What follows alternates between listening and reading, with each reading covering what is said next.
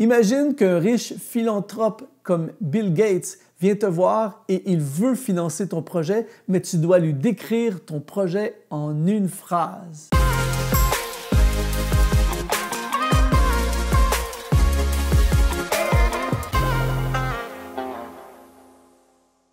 Bonjour, ici Luc Dumont d'Exponentiel.net. Aujourd'hui, on parle de comment décrire ta mission de vie en une phrase. Je le dis bien, une mission de vie en une phrase. Je suis très heureux de te retrouver aujourd'hui et je crois que cette capsule va vraiment contribuer dans ta vie. C'est-à-dire que imagine qu'un riche comme Bill Gates ou un grand philanthrope vient te voir, il veut t'aider dans ton projet, il veut soutenir ton projet, mais tu dois lui décrire en une phrase ton projet ou ta mission. Ou bien tu te retrouves devant ta grand-mère qui a 99 ans et elle n'entend pas tellement bien et tu dois lui décrire de façon à ce qu'elle comprenne ton projet en une phrase. Quelle serait cette phrase? Et c'est possible de décrire le projet de vie en une phrase. Par exemple, Jésus lui-même, l'ultime projet, dans l'Évangile de Luc, au chapitre 4, au verset 18, il est sorti d'un jeûne de 40 jours, il est arrivé devant les Juifs, il a annoncé en une phrase sa mission. Il dit « L'Esprit du Seigneur est sur moi, car il m'a oint pour annoncer une bonne nouvelle aux pauvres. Il m'a envoyé pour guérir ceux qui ont le cœur brisé, pour proclamer aux captifs la délivrance et aux aveugles le recouvrement de la vie et pour renvoyer libres les opprimés. » Je peux t'assurer que Bill Gates comprendrait ce message et une grand-mère de 99 ans comprendrait également ce message. Et je me suis interrogé pour moi-même, pour créer ma propre phrase, ma propre mission. Et si je me trouvais devant ma grand-mère ou devant Bill Gates, je dirais ceci: je suis ici pour inspirer et former le plus grand nombre à entrer dans leur destinée. Alors aujourd'hui, j'aimerais t'aider à toi aussi 4 choses qui vont t'aider à décrire ta mission de vie en une phrase. Première étape, trouve ce à quoi Dieu t'appelle. Actes chapitre 9 au verset 15 nous dit: mais le Seigneur lui dit, « Va, car cet homme est un instrument que j'ai choisi pour porter mon nom devant les nations, devant les rois et devant les fils d'Israël. » Le contexte est simple. Saul de Tarse est sur le chemin de Damas. Il a un face-à-face avec Jésus. Pouf, sa vie est révolutionnée complètement. Et là, Dieu va parler à un homme qui s'appelle Ananias et va lui demander d'aller prier pour Saul de Tarse.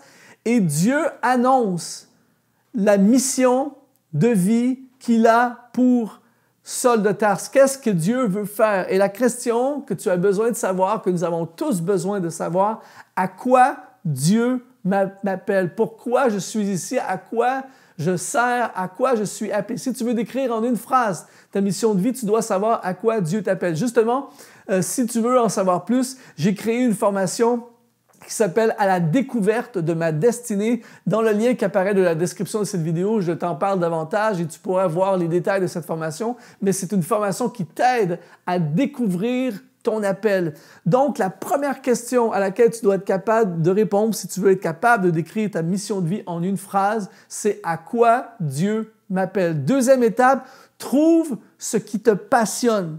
Lorsqu'on regarde l'apôtre Paul, lorsque Dieu déclare la mission de vie de Paul, eh bien, on s'aperçoit que c'est connecté directement à ce qui passionne l'apôtre Paul. Paul est un passionné de voyage. C'est quelqu'un qui a passé sa vie à voyager. C'était un idéaliste et un activiste, un fonceur, un gars qui était passionné pour les causes, pour sa cause. C'était définitivement un entrepreneur, un bâtisseur. Lui, sa passion, c'était pas de passer sa vie dans une ville ou dans une église, c'était d'implanter une église, de mettre des gens en place et de partir ailleurs et recommencer. C'était un bâtisseur, c'était également un amoureux des Écritures, un amoureux de la théologie. Il était passionné pour les textes, il a passé sa vie dans ces choses et, comme par hasard, sa mission de vie était connectée à sa passion. Donc, trouve ce qui te passionne. Il est fort possible que ta mission de vie est connectée à ce qui te passionne. Troisièmement,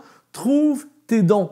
Encore une fois, lorsqu'on regarde à Actes chapitre 9 au verset 15, ça dit, quand Dieu parle de Paul, de ses intentions pour Paul, il dit « Car cet homme, écoute bien ceci, cet homme est un instrument que j'ai choisi. Ce qui est très important de comprendre si tu veux être capable de décrire ta mission de vie en une phrase, c'est de comprendre l'idée que Dieu t'a choisi, il nous a tous choisis pour être un instrument. L'objectif de Dieu pour moi, pour toi, c'est d'être un instrument entre ses mains.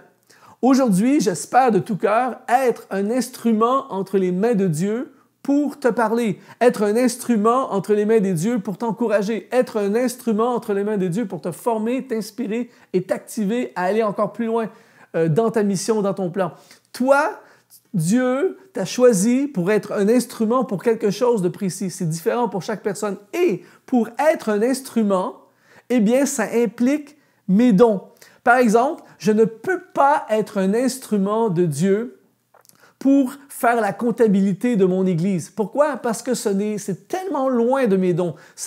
Pour moi, c'est la catastrophe d'être impliqué dans la comptabilité. Par contre, je peux être un instrument de Dieu pour conduire la louange dans mon Église, parce que mes dons sont beaucoup plus connectés dans cette direction-là. Donc, tu dois absolument découvrir tes dons. Paul était, hors de tout doute, un communicateur extraordinaire. Il était un écrivain hors pair. Il était un influenceur. Et Dieu s'est servi de lui comme un instrument dans la sphère des dons qu'il avait. Donc, si tu veux être capable aujourd'hui de décrire ta mission de vie en une phrase, il est impératif que tu découvres tes dons. Quels sont mes dons et comment je pourrais prendre mes dons et avec ces dons devenir un instrument dans les mains de Dieu. Et quatrièmement, trouve ta zone de contribution. Écoute bien, ceci, c'est de la bombe.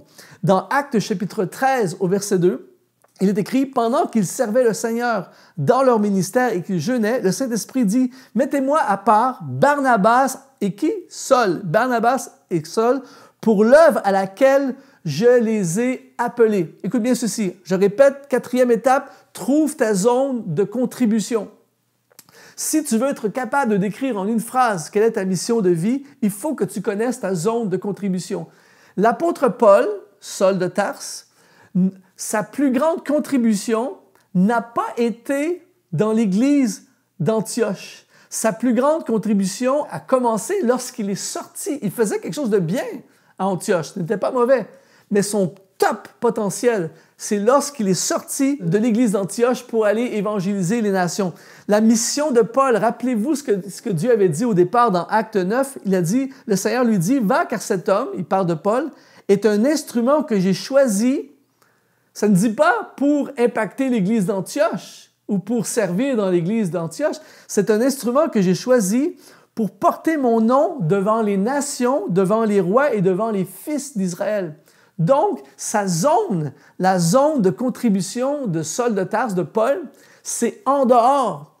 Donc, pour pouvoir être à fond dans sa mission de vie, il doit sortir d'Antioche et se retrouver parmi les barbares, parmi les Romains, parmi les non-juifs. C'est là qu'il était au maximum de contribution. Donc, tu dois trouver, c'est quel est l'endroit, quelle est la place, quelle est la sphère, quel est l'écosystème où tu es au maximum de ta contribution, là où tu contribues le plus. Tout à l'heure, je prenais l'exemple de la comptabilité d'une église. Vous me prenez et vous me mettez en charge de la comptabilité d'une église, je peux vous assurer que ce n'est pas du tout ma zone de contribution. Au contraire, je risque de créer des problèmes administratifs, je risque de créer de la confusion dans les chiffres et dans le système de comptabilité. Ce n'est pas là. Par contre, vous me prenez et vous me mettez dans l'enseignement, vous me mettez dans la louange, et là, tout à coup, je tombe dans une zone où je peux contribuer au maximum.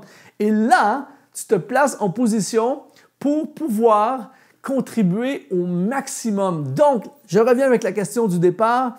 Comment, face à Bill Gates ou devant ta grand-mère de 99 ans, comment en une phrase peux-tu décrire simplement ton projet et ta mission de vie? Trouve ce à quoi Dieu t'appelle. Trouve ce qui te passionne. Trouve tes dons et trouve ta zone de contribution. Je répète, moi, en ce qui me concerne, c'est inspirer et former le plus grand nombre pour qu'ils puissent entrer dans leur destinée. C'est aussi simple que ça. Trouve ta phrase, trouve ce qui te décrit, trouve ce qui résume ton projet et ta mission de vie et ça va beaucoup t'aider les jours de confusion, dans les saisons de confusion, dans les saisons de doute, dans les saisons où tu dois prendre des décisions. Est-ce que mes choix sont connectés avec ma mission de vie? C'est extrêmement important. J'espère que cette capsule a pu t'aider et contribuer. Je t'encourage à aller suivre notre formation à la découverte de ma destinée qui est dans le lien et dans la description de cette vidéo. S'il te plaît, like cette vidéo, ça nous encourage et surtout ça propulse la vidéo dans YouTube pour toucher encore plus de gens. S'il te plaît, abonne-toi à notre chaîne YouTube également. C'est vraiment un honneur de te servir. Tu peux nous visiter également sur exponentiel.net. On a plein de vidéos, des blogs, des formations. Le seul et unique objectif, c'est t'aider et te former et t'inspirer pour que tu puisses entrer dans ta destinée. Ici Luc Dumont, toujours un honneur de te servir. À bientôt.